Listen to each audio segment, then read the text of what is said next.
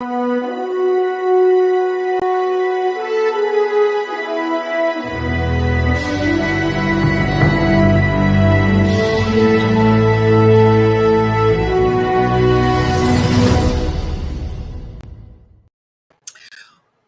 my goodness, another week. Happy Monday. I'm Dr. Laurie Davis, and you're watching the Today Show here on the Disability Channel. Good morning, Virginia. Can you believe it's Monday again? No, and this month, a month till Christmas. A month from today. A month from today. It's Christmas Day. I got my tree up on the weekend and decorated. Perfect. Mm-hmm. Yes. Mm-hmm. Yes, we've had ours up for a while because we have a kitten who likes to knock the balls off. I see. So yeah, so we put it up a little earlier just so he could get used to it. Used to it. Yeah. Yeah.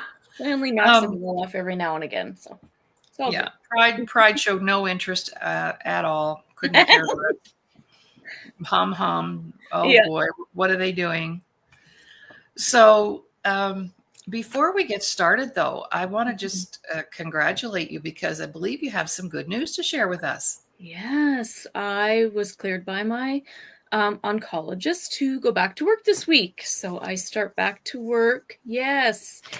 Just starting at 3 days a week for the next couple weeks, but my days have kind of wherever we can fit in. I still do treatments every 3 weeks. I have 7 treatments left for my Herceptin treatments. Those are Fridays. So I still have those to finish up. But yes, I was cleared to go back to work almost 9 months later. So wow.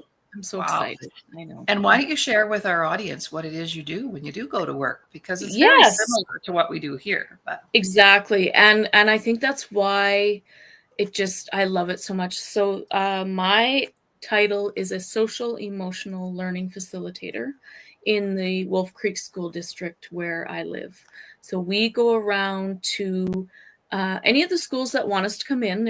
I think there's 3 of us. And we have different, again, workshops, programs for the kids and different things. And we talk about emotions. We talk about regulating our emotions, how we can do that. Anything like that, anything that for, that social development, emotional development. And we have products from kindergarten to grade 12 if they want us. But normally we're K to 9, but if the high schools want us, we're available.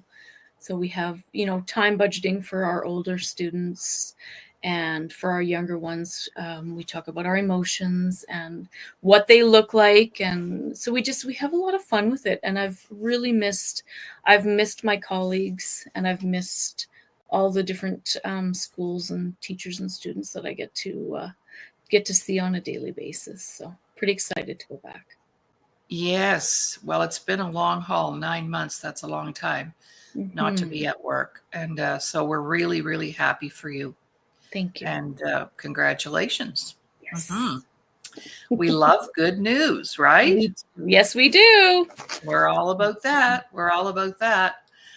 All right. Well, today we thought we would talk a little bit about decision-making, processing decisions. A lot of people have a hard time making a decision.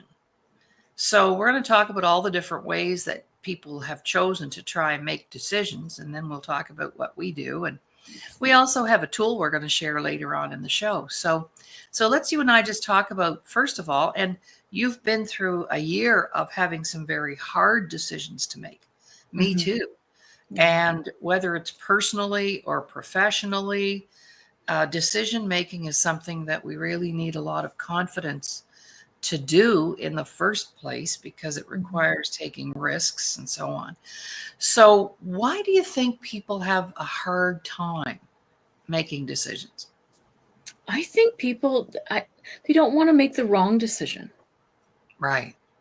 In my case, I had to make a decision on whether or not I wanted to do radiation as part of my treatment. And I did my research, I did my homework, I asked the questions, and I decided that I was confident that I don't need it as part of my healing routine, dealing with my breast cancer. So I had to make that decision.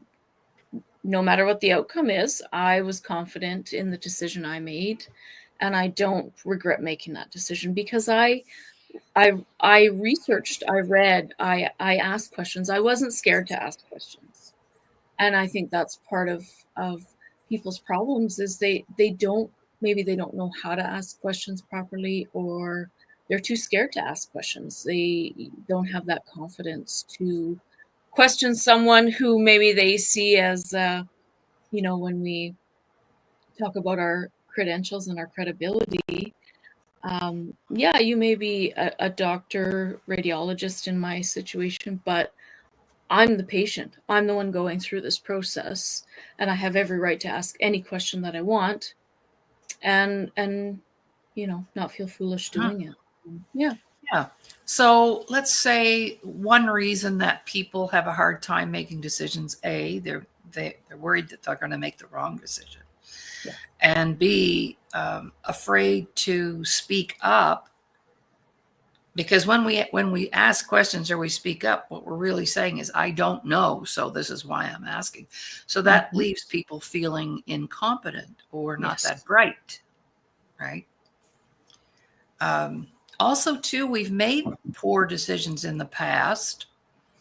Yes, and we have. I've been married 3 times, so I know all about that. That's called credibility. And we don't want to a repeat performance, if you will. Exactly. Because if we chose the wrong partner, that can be very painful, and we don't want to go there again. So rather than get married again, I just won't get married at all. Well, I'm not like that. Ron asked me the other day, if I died, would you get married again? I said, of course. I like being married. I like having a man. Not what he wanted to hear, but yeah, exactly. No, he wasn't scared to ask the question. No, he wasn't, and he didn't care about the answer. He said, "Well, I'll be dead. I won't know anything about it. It's all right." Yeah, exactly. So but anyway, we joked about that. So repeating the same, repeating the patterns, because a lot of people have dysfunctional patterns. Yes. When it comes to decision making, right? Yes. And I always like to share with people, because then I'm going to share the different things that people do to make decisions, and maybe our audience can connect to some of those. But, I'm wondering if it has anything to do with trust, trusting myself enough. What do you think? Oh, absolutely. And when we think back to those patterns, those dysfunctional patterns, or even past traumas that we've been through, we may not have that confidence to go forward and to trust that the decision I make is going to be the right one. Absolutely.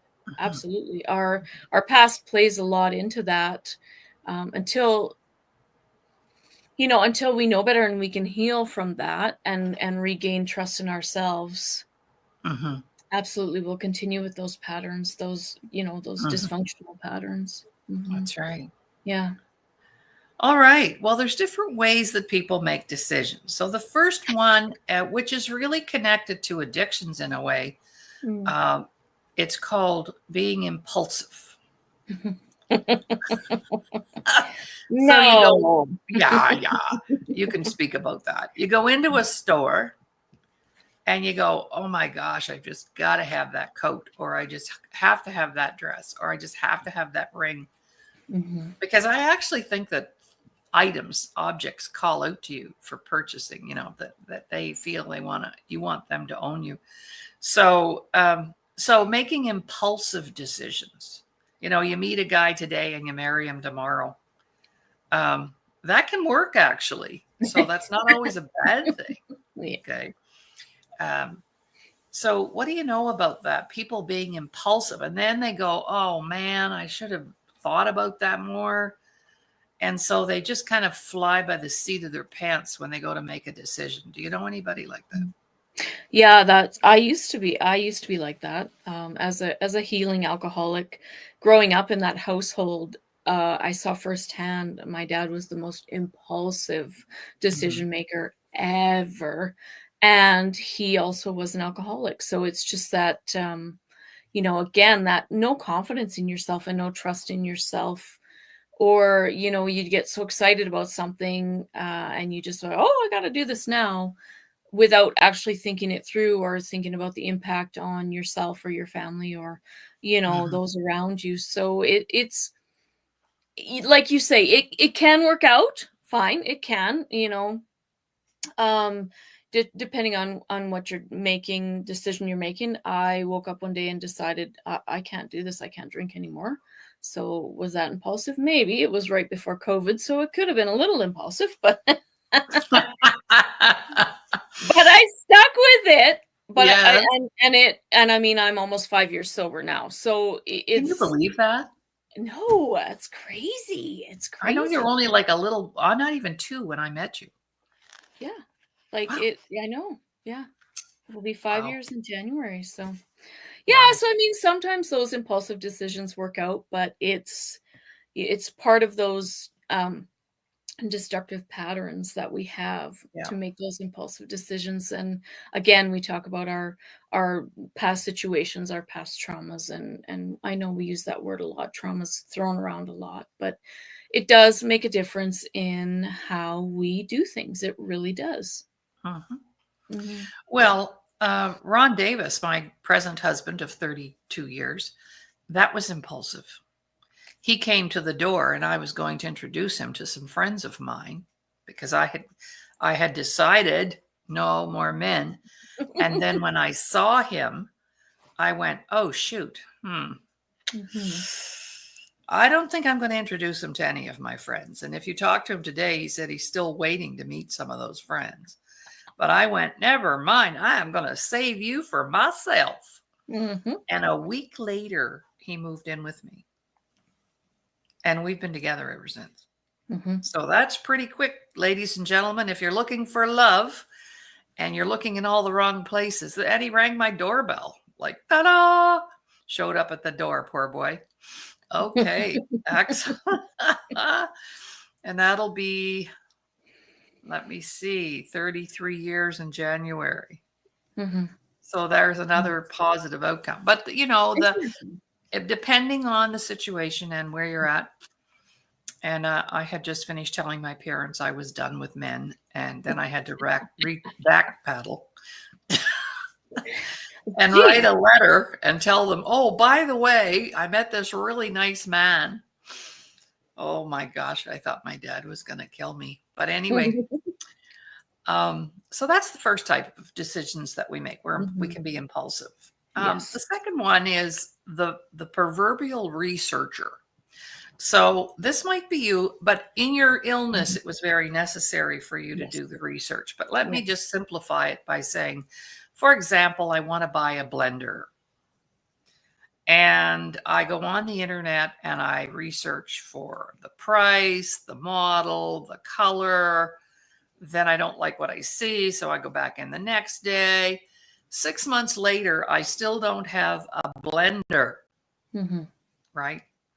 Yeah. So you can overthink and research things to death, Yes. right? Now, in your situation with the cancer, why was it important for you to be the researcher?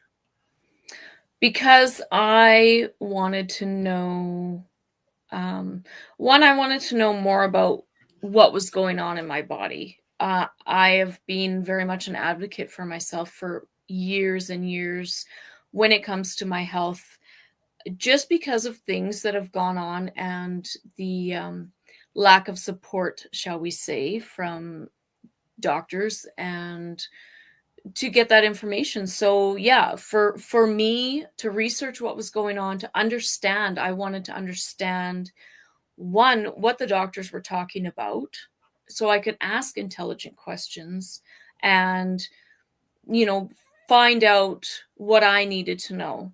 In Because it's a big thing. It's a big thing. Any health decision, that's a big thing. I would say do your research. Absolutely. Don't just trust what someone tells you. If you need a second opinion, a third opinion, you need to advocate for yourself. So for me, yeah, I just have other things going on. I had questions I wanted answered, and I needed to know, what, because I have other people around me as well. So, how is this going to affect me? How is this good? And for me, doing that research, and I really feel like I dodged a bullet not getting radiation. Mhm. I really feel that way. I'm talking to people. And that's the thing. I'm not just reading on the internet and that's it. I'm speaking to people who've gone through it, and stuff like that. And I feel like, whew, a weight lifted off my shoulders. When you find out some of the things going on with others. Yeah. Mhm.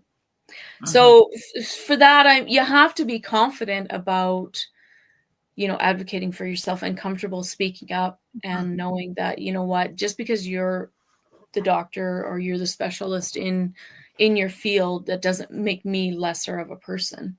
That's right. Especially when I'm the one going through, or you're the one going through that situation.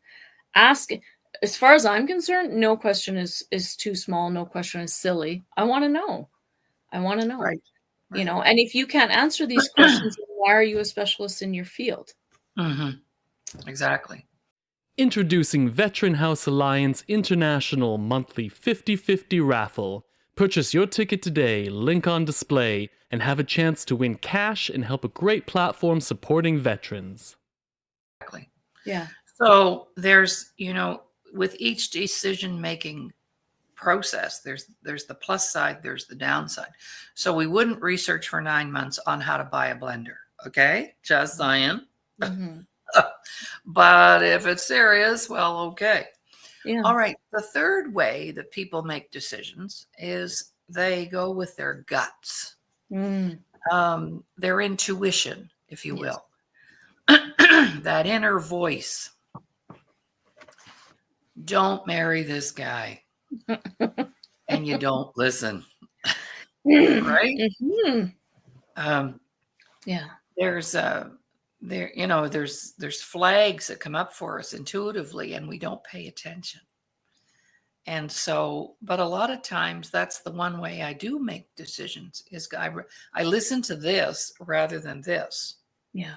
because this will talk you in and out of anything, Anything. whether it's good, bad, or indifferent. Yeah. This can talk. You may feel really positive and know you're doing the right thing, but this will talk you out of it or into it if Mm-hmm. it's the wrong thing. Yeah. So I tried to use both, but I listened to my heart. And they can now scientifically measure, and I've shared this on shows before, the energy field around our heart is 5,000% greater than the energy field around our brain. Hmm. So thinking with your heart rather than your head can sometimes be a great way to make a decision. Mm-hmm. What do you know about intuition? Yeah, I am learning to trust my intuition more, and that was it was part of the research. When I'm sitting there and I'm listening to what someone has to say, I absolutely now will pay attention. What is my gut saying? What is my gut telling me? And um, there's been a lot of times when out and about and thinking, oh, I should do that or do that. And then I don't do it. And then I get home and someone's like, oh, well, did you grab this or grab that? And it's like, so just silly little things, even like grocery shopping. Oh, maybe I should pick that up. And then, so it's never steered me wrong so far. Mm-hmm. Yeah. And that's something I know, a lot of people may not believe in, but it has never steered me wrong so far. No. No. Actually, it's very important for safety, Mm-hmm. for making decisions, business wise, professionally. And I've worked on my intuition because we're born with it, but then it gets beat out of us Yes. and we start using the intellect way too much. And so now it's kind of back. My intuition right now is so intent that I'll wake up in the middle of the night. I don't have a clock next to me on my side of the bed, but Ron has one on his side of the bed. And I have to kind of pop my head up to look at it. And if I think it's like 3 o'clock in the morning, I look at the clock and it's 3 o'clock in the morning. Mm-hmm. Or it's 6:24. Or I know the time before I actually look at the clock. And that's even during the day and everything. It's just weird what's happening there. Mm-hmm. All right. So using your intuition and listening to that inner voice, that's very powerful. Another way of, and I do this a lot too now, is if something comes across my desk and I need to think about it or research it or whatever, or if it comes across my desk and I'm really excited about it, then I sleep on it. Mm. And then if I feel the same way the next morning, then I know it's the right thing to do. Mm-hmm. If I look at it the next morning and I'm going, then I know it's Yeah. not, right? So I've given my subconscious an opportunity to process that. And just before going to bed, I'll say, please let me know in the morning what I should be doing. Mm-hmm. Absolutely. And your subconscious will tell you what to do. You have to engage it, though. It's sitting there full of information. Waiting. More than the largest computer on the planet. Yeah. So it will pull out the answers, but you have to ask. Mm-hmm. Yes, that makes sense. Yeah. So that's what I do at night before I go. If I have something I need fixed or resolved the next day, I'll just say to the subconscious, figure this out for me, will you? Mm-hmm. And let me know in the morning what I need to do. Yeah. That way I don't lose any sleep. Exactly. Yeah. How many people are tossing and turning and staying awake and they can't think and they can't function and they can't. Woo. Yeah. Mm-hmm. Yeah. Because you haven't, your body's, or your, that's that intellect, your mind, you have to make a decision. You have to make a decision. Mm-hmm. Where, in this sleep on it, you're telling your body, it's okay, I can sleep. We're going to deal with this, In the morning. tomorrow. Yeah. In the morning. And you can rest. Absolutely. There's a lot of people I know that, all of a sudden they lay down and their brain's like, yeah, they got a hamster up there. Yeah. It's time to go. Yeah. Right. Mm-hmm. Yeah. They need to give themselves that grace. Mm-hmm. Mm-hmm. Then another way that people make decisions, they actually cannot make a decision. So what they do is they ask for help, not help, but they'll say, what do you think I should do? What do you think I should do? Now, I have a great story about this. And we usually ask people who don't even know as much as we do for advice. All right. I don't give advice. Even if you ask me for advice, I won't give it to you. I might help you figure out how to give yourself advice. But Mm-hmm. so this was years ago. I was working in the clothing industry. I used to go into corporations and teach women how to dress professionally. I did that for about a year in between jobs. And I used this one really nice high-end clothing store I borrowed clothes from them to demonstrate. So I was in the store one day and I would work on the floor if I was busy picking out wardrobes and such. And this lady came in a pair of coveralls and rubber boots and we sold a line of bridal wear as well. And she brought her daughter with her, who was also in the coveralls and the rubber boots. I'm not putting that down. I'm just saying that's how they appeared when they showed up. Because mom needed a dress for her son's wedding. And she said, I need a dress for my son's wedding. I don't even have a dress. I don't own a dress, but I brought my daughter along to help me pick one out. Do you see where this is going? Mm-hmm. Yeah. So I looked at the daughter and I thought, whoa, no, no. I know I could tell right away just looking at her figure, and we had a dress that was perfect for her. So I said to the daughter, how about you take some change, here's some change, and you go down to the food court and bring us all back a coffee. So I got rid of the daughter so I could get the mother in the dressing room, throw this dress into her. She stepped out. She looked absolutely stunning in this dress. But the point that I'm trying to make is we often seek the counsel of people who don't know as much as we do. Mm-hmm. That would be like you asking somebody who has never had cancer whether or not you should have radiation, Mm-hmm. right? Yeah. So some people can't make a decision unless they have 5 or 6 people telling them, or so they need confirmation Mm-hmm. all the time. Does that connect to you at all? Well, it makes sense. It does make sense. And I've had, or they ask you for your advice or whatever, and you give from experience, say as a parent, and then they do the opposite anyway. Why did you bother asking me then? Like, what? Uh-huh. Right? So it's, yeah, I can see where that would be part of, when we talked about our credentials and credibility. It's, that makes complete sense. Yeah, why would I ask someone who has never been through what I've been through, Yeah. to help me make a decision? Yeah, but you see that need to get that advice or get those opinions comes from our own insecurities. Exactly. And that's back to that trust, not trusting myself to make the right decisions for myself, etc. Right? Yes. Yeah. Yeah. Those patterns, those destructive patterns, we can call them. Absolutely. Yeah, and I'll give you another story. In my second marriage, which lasted 18 months, I come home and my husband's on the phone with his mom. He liked his mom better than he liked me. He was he was an only child, and he was really attached.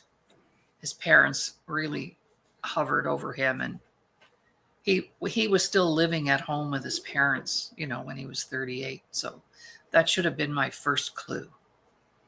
I didn't pay attention. I'm going to marry this guy. Okay, he'd never been married, and oh my God, he was like a little kid when I think about it. But anyway, he was on the phone. He was talking. We had bought a house, and he was asking his mom, "Mom, we need to get a washer and dryer. What kind do you think we should get?" These are the conversations he was having with his mom, and I'm thinking, "Baby, I built 5 houses so far. I bought tons of appliances. I think I can do that."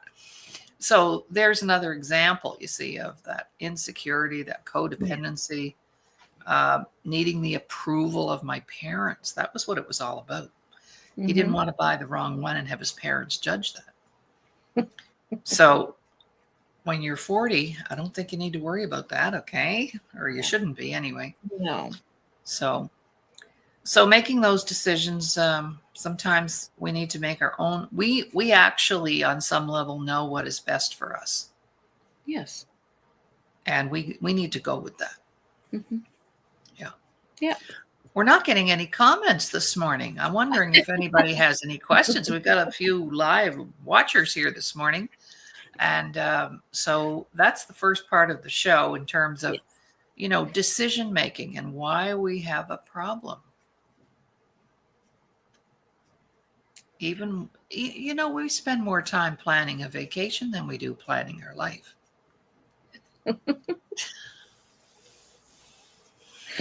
That's true. That's true. Right? But again, it falls into that, that researcher part. What, I want, what are my options? I'm that way too. I want to know what's around so we can, get there and okay, well, we have this option, this option, this option. So absolutely planning a trip. Yeah. I go back into that researcher mode and, what's available here, what's here times, because if we do want to just be spontaneous and go see something, then at least we know, okay, well, we know it's open this day. So, Yeah. You can still be a little spontaneous. But it's, you're, making all these decisions about things that really in the long run won't matter, not a trip. The whole point is being together, right, with your family, if that's what's happening. So we need to sit down, and if we're falling in these categories, we need to figure out, okay, why, or what works best. This is how I can get through. Yeah, okay. So if I'm thinking, we talked about the blender. All right, well, who can I ask that has the blender? Ask someone. How do you like it? When you're getting real live feedback from someone is a lot different than just looking at pictures or looking at reviews. But if you're spending a lot of money on something and you want good quality, then, right? Yes, of course, shop around. Yeah. But trust your gut. Does your gut say, get it? No? Yeah? Be impulsive? Yeah. Sometimes we're all of the above. That's right. That's right. Just depending on the day. Don't put any dishes in front of me, because it'll be impulsive. Yeah. I saw this china on Marketplace that I really want, and Ron said, excuse me, you really need another set of china? You have 3 now. Okay. All right. So I also like to spend a couple of minutes just talking about the difference between choices and decisions, because a lot of people will say this: I just didn't have a choice. And what they're really saying is, I didn't really want to make a decision. So choices are not decisions. Choices are options. We welcome you to advertise and promote your goods and services, and/or brand your logo to 34 million subscribers on Canada Talks 167. Your investment will go towards our employment programs in the media industry for persons with disabilities and veterans. So in other words, I love to use my example of the Chinese buffet, and you go in and there's egg rolls, and there's rice, and there's sweet and sour chicken balls, and there's this and that. That means I have options. I have choices. Now, nothing happens, though, until I take that plate up to the table and I decide to have an egg roll, and I decide to have the rice. I'm putting action behind it. So a choice is, I have different things I could do. I could get a red blender, a blue blender, a white blender. I have choices. Yes.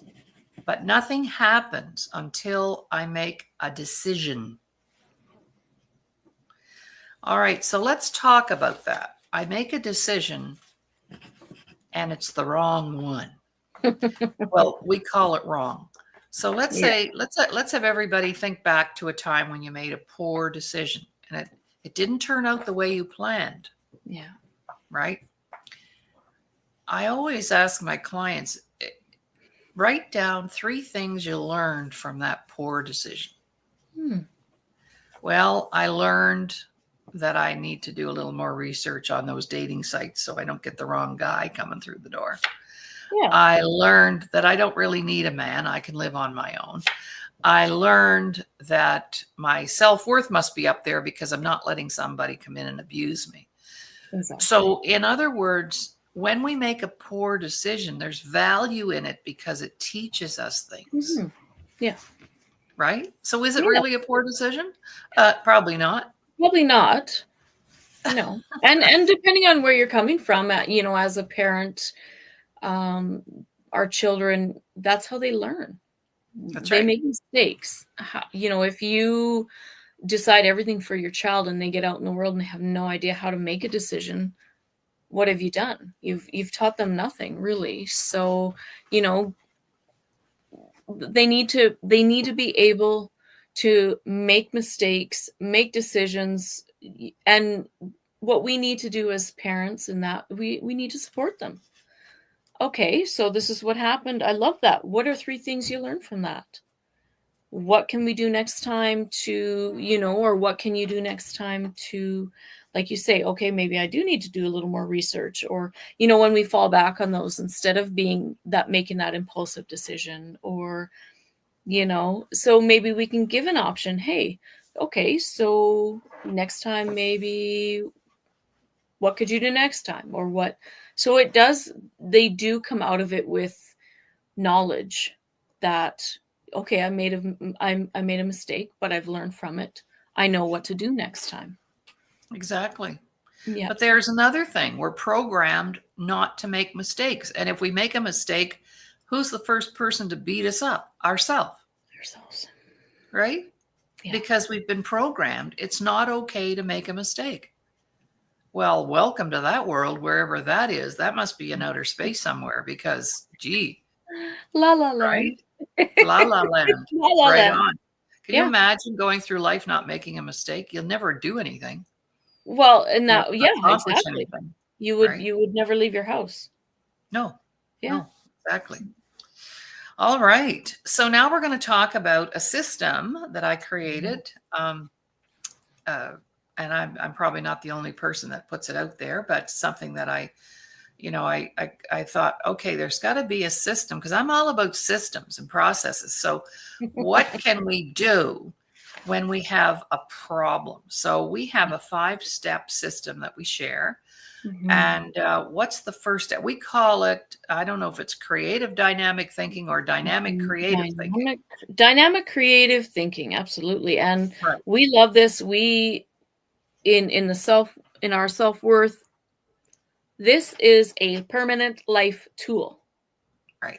So you can use it at any point in time in your life. So that's the beauty of this tool that we're sharing. So the first one, we need to identify the situation that we would like to solve or resolve. All right. So Right. and we write it down. Yes. So the first thing is we have to get our head out of our butt. It's called denial. And acknowledge the fact that we have a situation that needs to change either right away or down the road. It could be urgent. It could be something that can wait. But at the same time, what is my situation? I need to get out of this relationship. I need to earn more money. I need to improve my communication with my family. Whatever it is, it doesn't matter what it is. No. But how many people write down their problems? Not very many. They think about it all day long, but they don't sit down and go, okay, here it is in paper, looking me back in my face. Yes. Right? It makes it real. You know, when you sit there and you're looking at it, you know, it's the same as getting the cancer diagnosis. When you actually see it on paper, and it makes the situation so much more real. Right. You know, someone telling it to your face is different until you actually sit down and look on paper and say, okay, this is real. This is what we're dealing with. What are my next steps? So right there, you know, sometimes the situation is not your choice. You still have to, you know, denial. No, this is happening. You need to deal with it now. So, right, sometimes it's put in front of you and it is urgent to deal with. It's something you can't just push on the back burner. So, yeah, depending on your situation, you may not have chosen. It may have just popped up in your world, and that's what you have to do, right? So, yeah, and it can also apply if you have a goal that you want to reach. So, for example, you might write down, you know, something you want to accomplish. I'd like to have my book written by such and such a date. Sylvia would love to hear us talking like that. She's on the show in the audience today. So, a goal, you know, getting my book done, getting my Christmas shopping finished. It could be whatever. Yeah. Okay, step 2. What's our next step once we identify the situation? So we did touch on getting advice from other people, but in this one, we're saying 2 or 3 heads are better than one.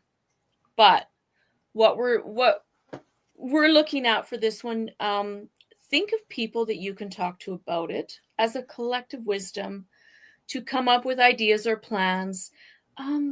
don't be scared to ask for help, but let people know and be vulnerable.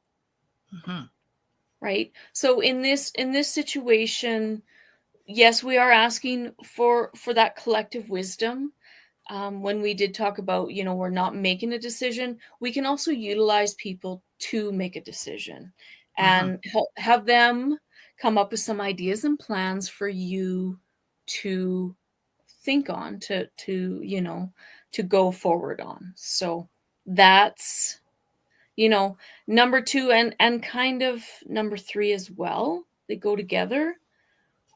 Get together with your group and present a situation, and then get them to share ideas. So maybe you're part of a group and you feel comfortable talking with them about it, or maybe there's 2 or 3 people that you can go to, if it's family or friends, someone who you trust. They don't need necessarily, have to be knowledgeable in that. It would help, absolutely. But if you know 2 or 3 people, okay, who are maybe going through the same thing, we'll take cancer as an example again, because that's something we've both dealt with. 2 or 3 people that are going through it. Okay, so this is what you did. This is what you did. Perfect. Now I've got some ideas on, what I can look at or where I can research or, talk to. And then, yeah, the group is the same thing. Get together with your group, present the situation, and then get them to share ideas with you. So it's like brainstorming, when you're part of a team and you need to brainstorm. So number 2 and number 3 go in, kind of together. We love the collective wisdom. We love the collective wisdom, because someone may have something that you never thought of, or an avenue that you never thought even come up in your brain, because everybody thinks differently. Everybody's Mhm. unique, and that's the beauty of getting together with that group and that collective wisdom, or Mhm. your friends, family. It's yeah. So that's our kind of 2 and 3 together. If you're comfortable in a group, absolutely, or if you are only comfortable with a couple people, that's the Mhm. nice thing about those options. Yeah. Yeah. So number 2 could be challenging because a lot of Mhm. times we want to harbor our problems and our challenges to ourselves, Mhm. but that really doesn't help solve anything. So Mhm. number 2, it's good to have that little mastermind group of people that you trust, and you can say, "Hey, I have a chance to do this," or I've got a challenge with that. And a lot of times over the years, especially in the business, if I was facing or confronting a situation that I didn't know where to go next, I would pull in 2 or 3 of my facilitators and say, "Hey, this is Mhm. our situation. What do we need to do?" Exactly. And then number 3, the important thing about number 3 is when they're giving you their feedback, this is not the time for you to judge the feedback. No. This is where you get a big piece of paper on the wall and people run up and jot down their idea, and every idea has value. Yes. Even though I'm sitting there going, "Oh, I couldn't do that," or, "Oh," Yeah. you don't let that stop other people from giving you the feedback. This is really important. Yes. And earlier, Kathy mentioned she was challenged with doing some website work. Well, then get together with 2 or 3 other people who design websites and brainstorm, because Mhm. people are always very helpful. I've joined a few podcast sites on Facebook, and it's amazing how podcasters have no problem reaching out and saying, "Hey, we need a guest, be on my show." You Mhm. get with the people who are in the know, and like you said, the collective wisdom. But in Mhm. step 3, it's important for you not to limit or judge the Yeah, ideas. exactly. And that's, it might be an avenue that you think maybe you can't go down, but it might be the only avenue that's going to work for your situation. Thank you. Yes.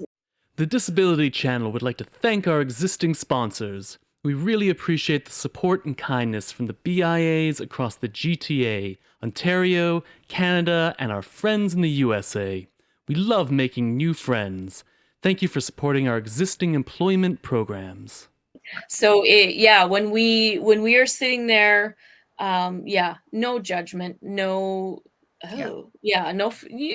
just the whole point of getting together with a group is that collective wisdom, Yes. and the thing that when you're in a group together, maybe there's someone else who has a situation as well that hasn't had that chance to bring it forward. Boom, and now they have some advice as well.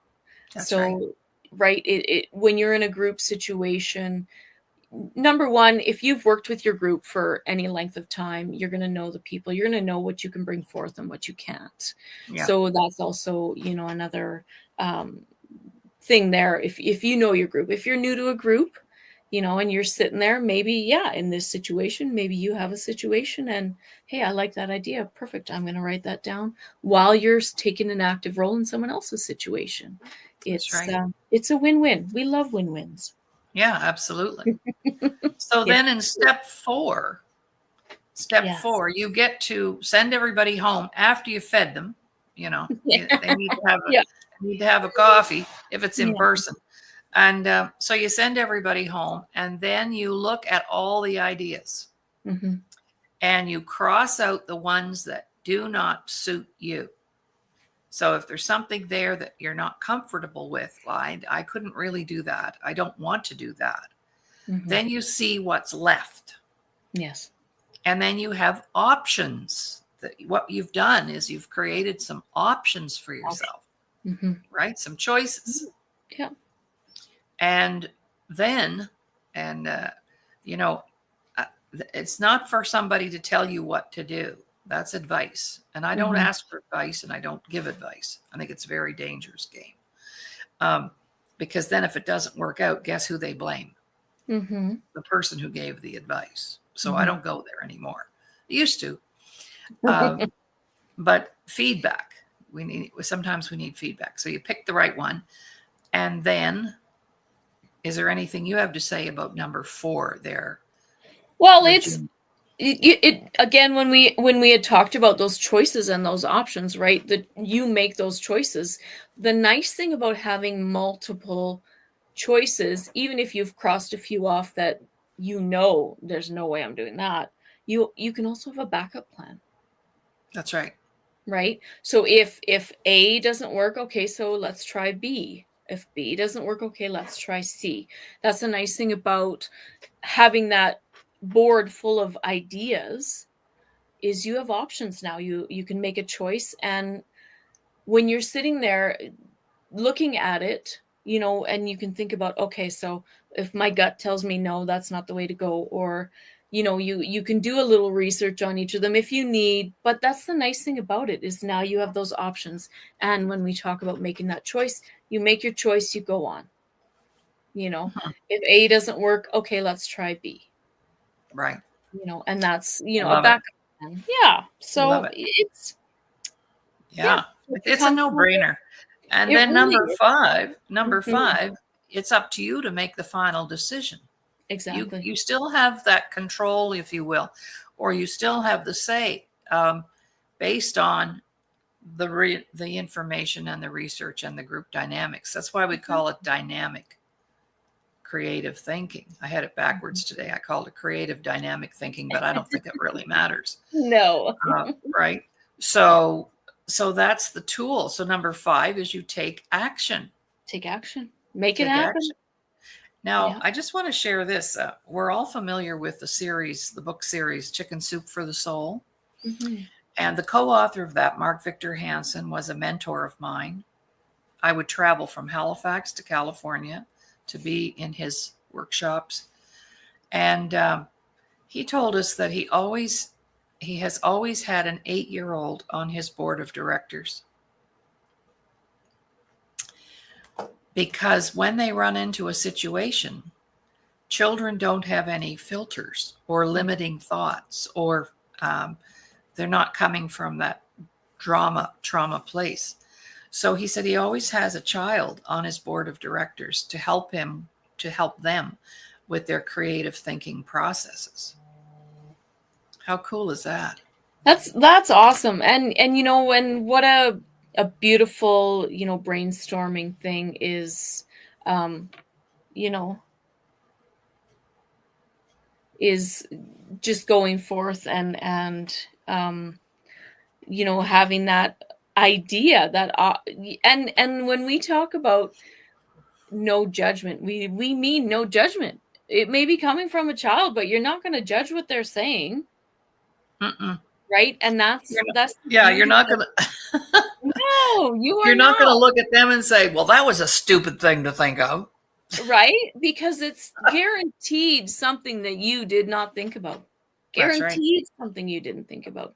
And Absolutely. when we need to sit down and do this dynamic creative thinking, that's when we're going to pull in, the people that we know, who can I talk to, or who does things, maybe you like the way someone does something, maybe it's a little different to what you do.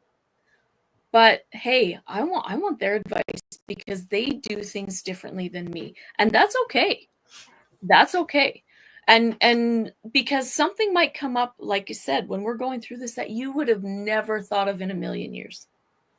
Never thought of in a million years, because everyone's situation's different. Everyone handles their situation different.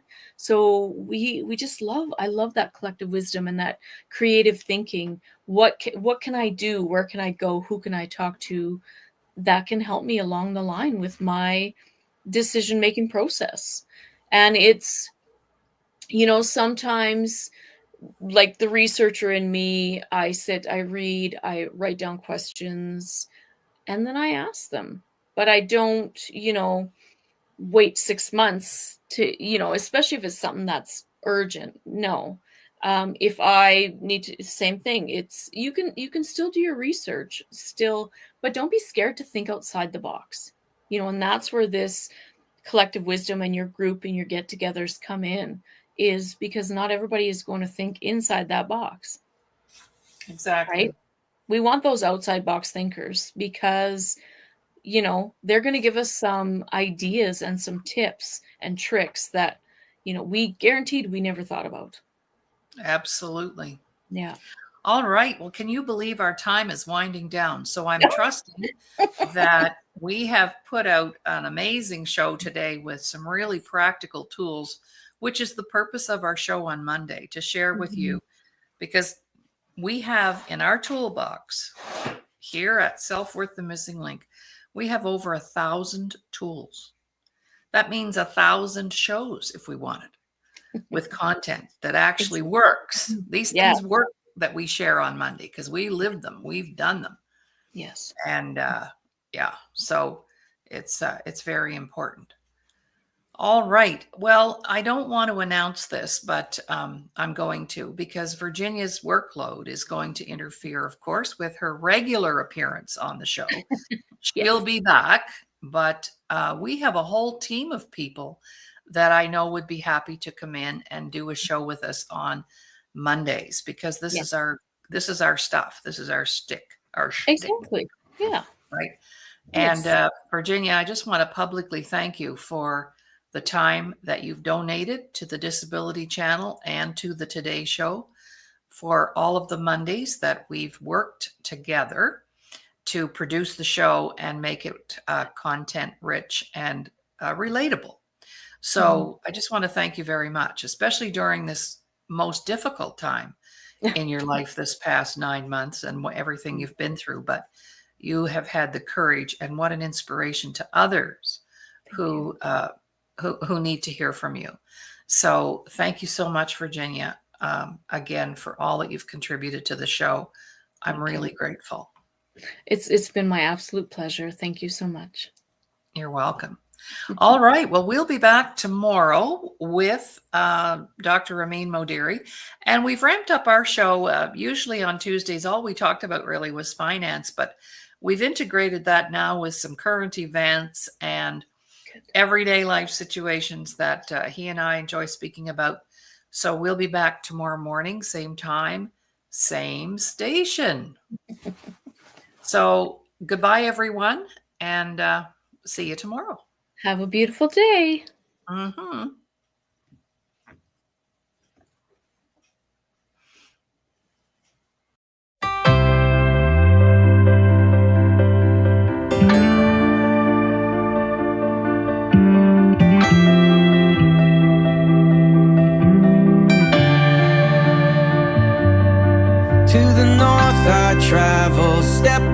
step, that road unravels.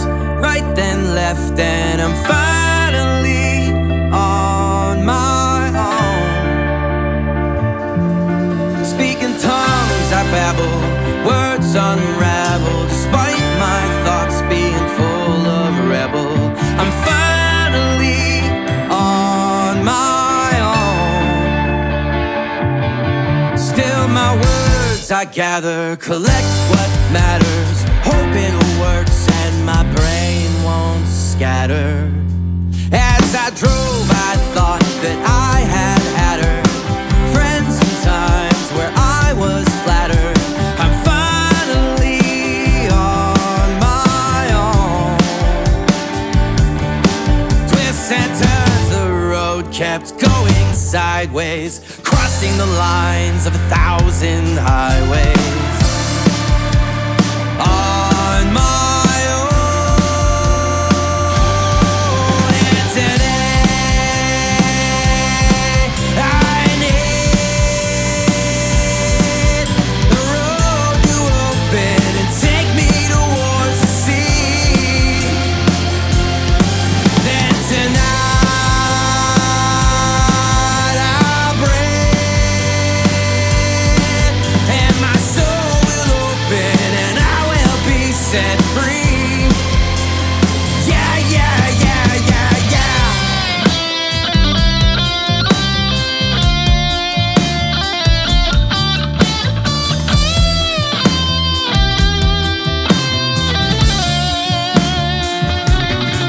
As I drove, I thought that I had her, friends and times where I was flattered. I'm finally on my own, and today I need the road to open and take me towards the sea. Then tonight I'll breathe, and my soul will open, and I will be set free. Yeah, yeah, yeah, yeah, yeah.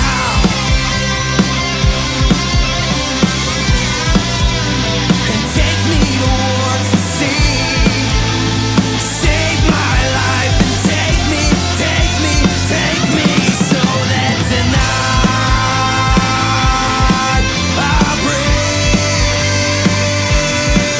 and my soul will open, and I will be set free. Yeah, yeah, yeah, yeah,